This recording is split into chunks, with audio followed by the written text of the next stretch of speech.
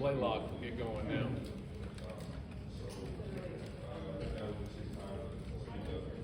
Tom, I think maybe outside your locker room, people are saying, "Oh, Georgia didn't win by 30. What's going on with the team? What's the mood like inside the locker room?" Yeah, I mean, I guess every game it's always going to be, I guess, not an easy one to fight off, but you just got to have composure throughout the whole game.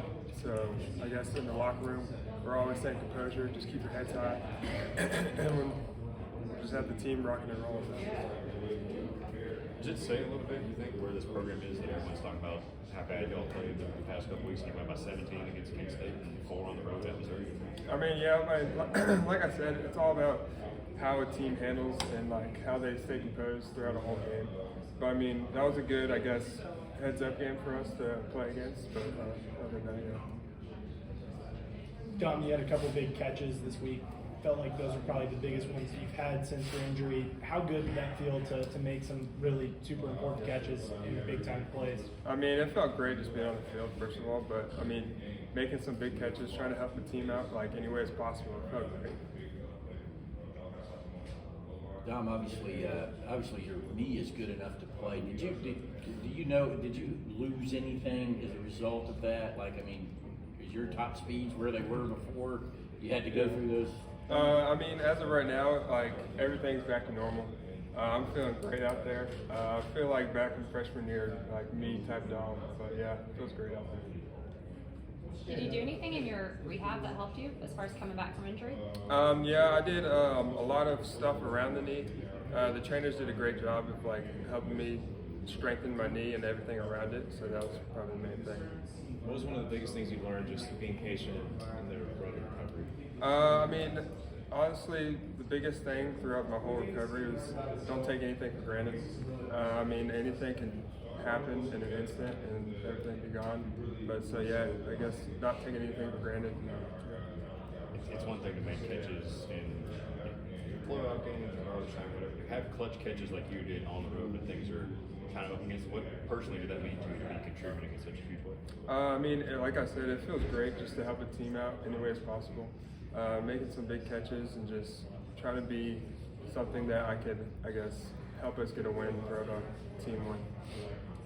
You guys as a wide receiver core is really interesting. Usually it's pretty evident, this guy's an X, this guy's a Y, this guy's a Z. It seems like you guys are just all over the place this year. I'm sure Brock and Darnell's presence has something to do with that, but how would you describe the wide receiver core in terms of their versatility, having to be versatile, and all the motion and the stuff you're doing? It seems a little bit more sophisticated than it's been. Yeah, I mean, the wide receiver group, they're a great bunch. We all just try to, I guess, help the team out where like whatever way is possible. We just keep playing fast, keep playing physical, and just do what we can do. John, what goes through your mind when you snatch that ball across the middle on an important, moment of the game there, given where you've been? I mean, it felt great, first of all.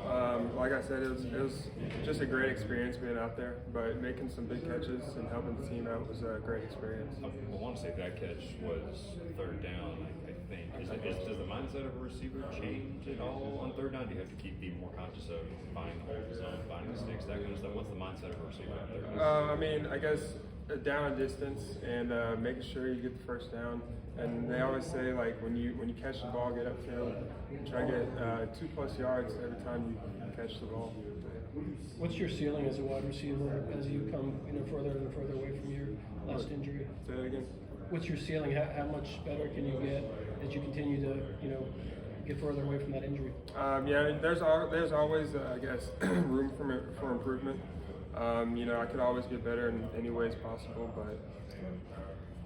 As a guy who's been here a long time, what's your role with the composure? Composure. We always talk about composure and resilience and everything. So I guess when stuff doesn't go our way, you just always got to keep it level-headed, stay composed. Do you feel like you need to bring some of those young receivers together? Talking and I guess talking with other teammates is always a good way to keep everybody composed and everything. What kind of growth have you seen from the younger receivers like Dylan and Jackson Meeks and stuff? Oh yeah, they're a great bunch. They're improving a lot every single day. It's just fun watching them out there practice, playing hard. They're awesome. As a guy that came in and played and had success as a true freshman, was there anything in particular lessons you learned as a true freshman that you're passing along to Dylan and Nyla? Yeah, I guess the main thing is keeping a level head. Don't take anything for granted. I guess, and just keep practicing hard and playing hard.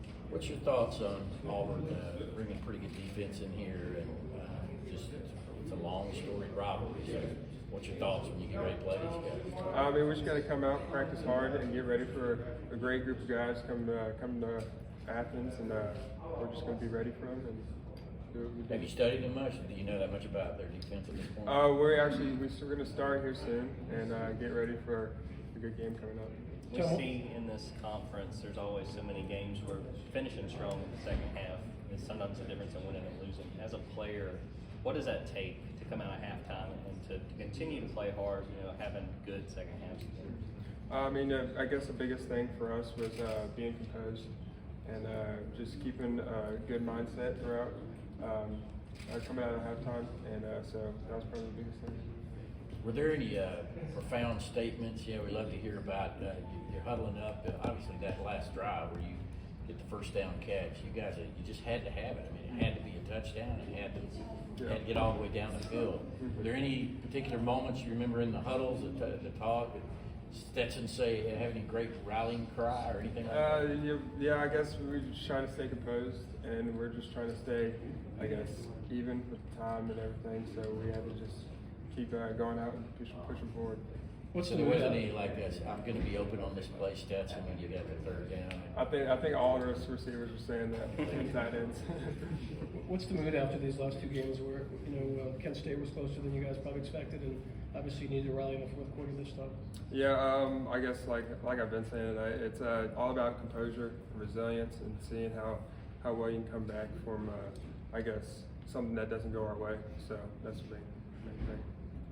I remember you having the big touchdown in 2019 against Auburn. How special would it be to get back in the end zone post-injury? I mean, it would be a great experience, I guess. I haven't been since freshman year, but it would be a great experience just trying to help the team out in any ways possible. You know a lot of those guys over there? You know anybody? Over the Auburn team? At Auburn. I know, I guess, a couple guys, like I guess Tyler Fromm. He's a good guy.